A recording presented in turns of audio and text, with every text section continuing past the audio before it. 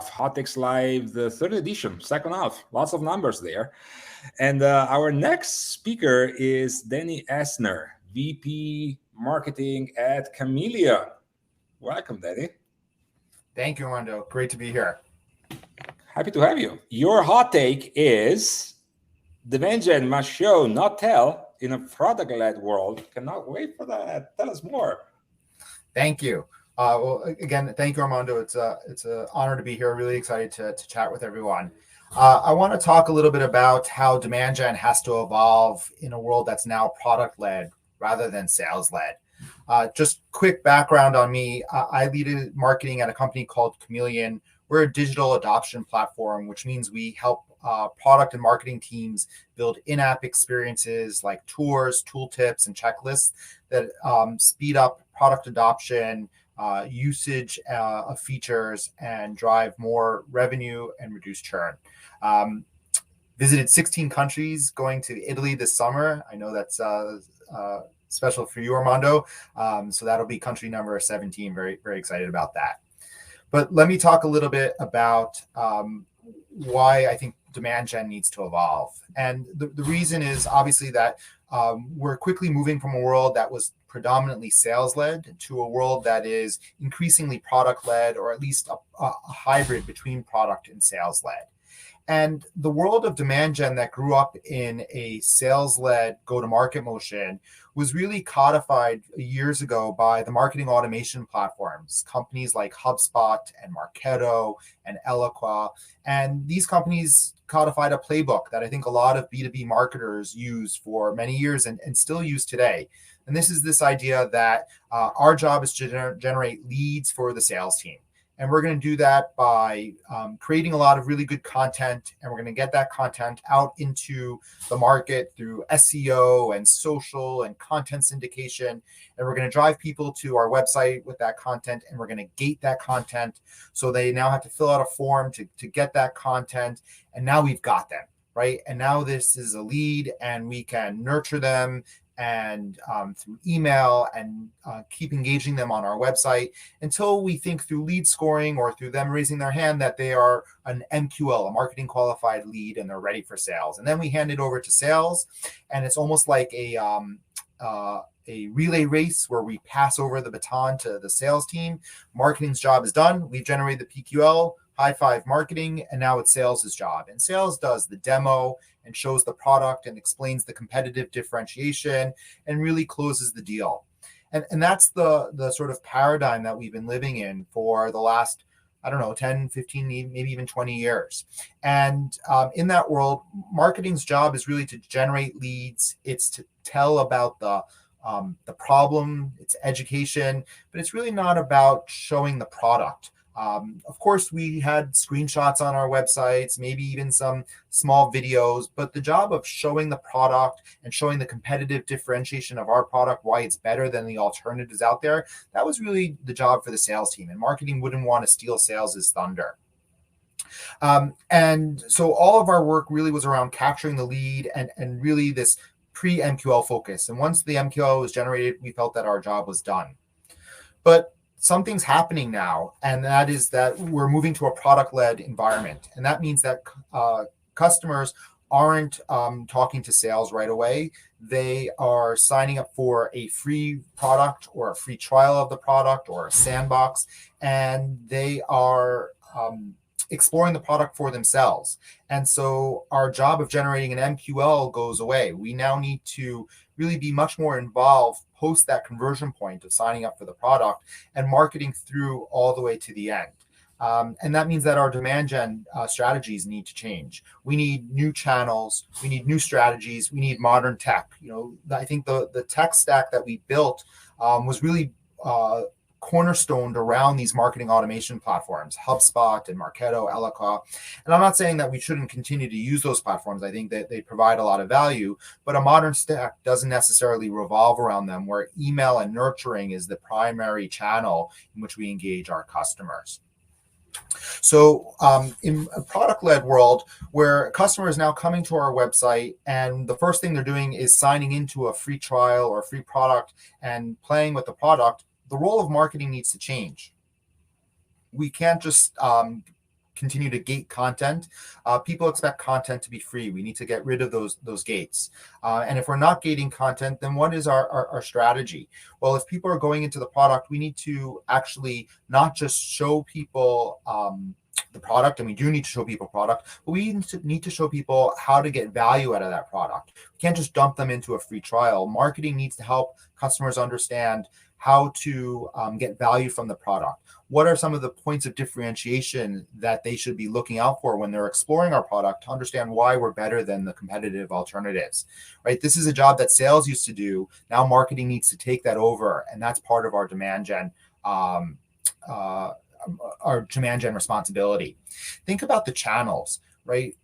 In a sales-led MQL-centric world, our primary channels were the website and email, right? It was all about email nurturing once you captured that lead from a gated asset.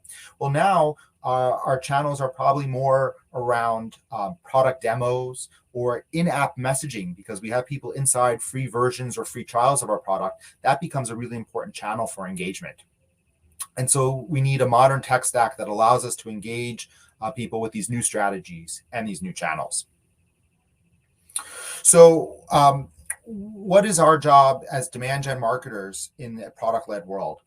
First, we need to really be focused on helping to drive those product signups, whether, again, that's for a sandbox or a free trial or free product, rather than generating a lead. But again, our role doesn't stop there. We need to show people how to get value from that sign up. Once they get in, what are they supposed to do? Do you want them to create an action, to do something viral and add other users? And then what's the goal of them taking that free trial or free version? Are you trying to get them to convert to paid on their own through a credit card sign up?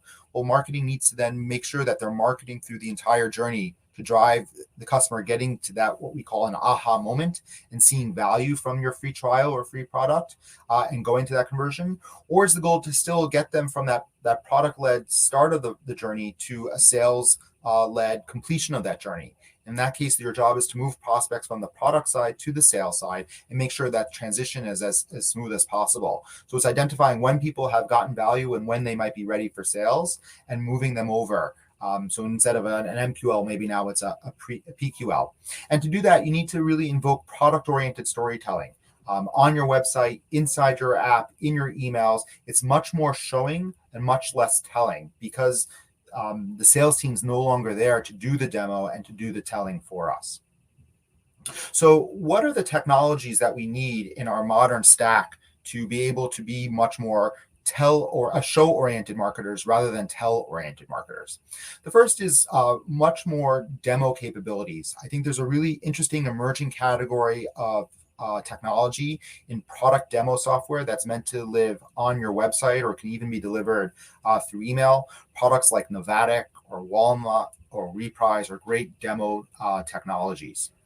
In-app messaging becomes a really important channel for marketing and engagement for marketers. This is a technology that allows marketing teams to deliver messages and guidance to users inside the app without relying on engineering resources. So once the customers get into the free trial and they're playing, you can now message them to help them understand what they need to do, where to get help, and what competitive differentiation they should be looking out for as they explore the product on their own.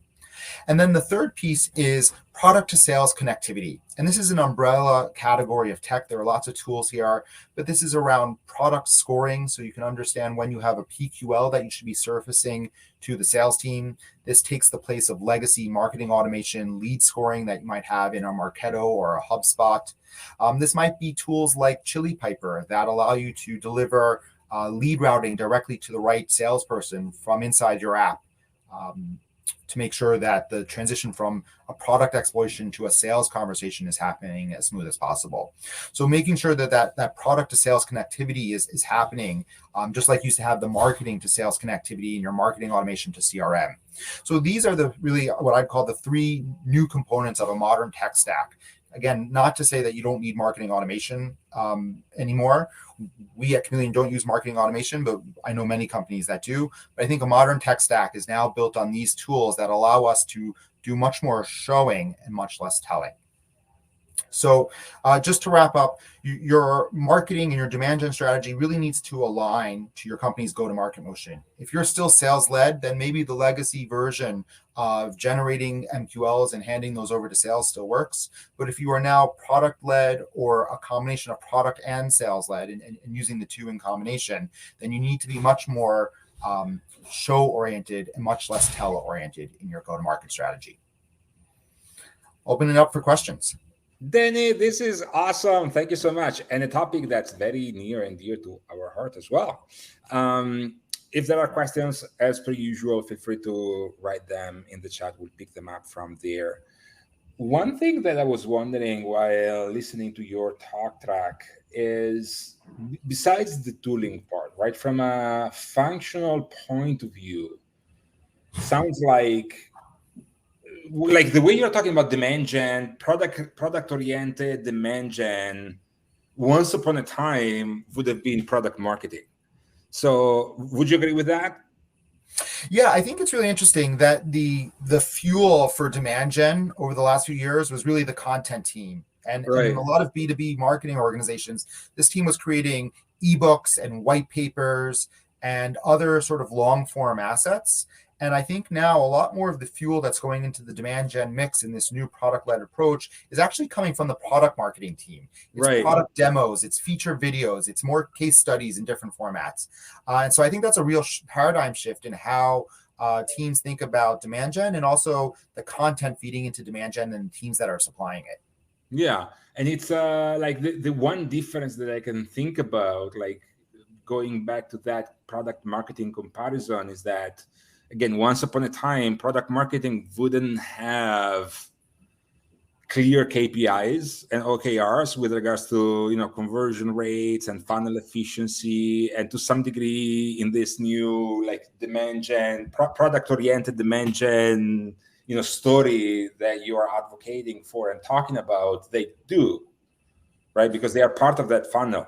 Is that a fair representation? Yeah, and I think there's a real convergence on goals and KPIs between the product team and the marketing team, because we're now driving product signups rather than driving leads. Mm-hmm. And which team in marketing or sometimes product is that nucleus that connects product and marketing? Well, it's the product marketing team.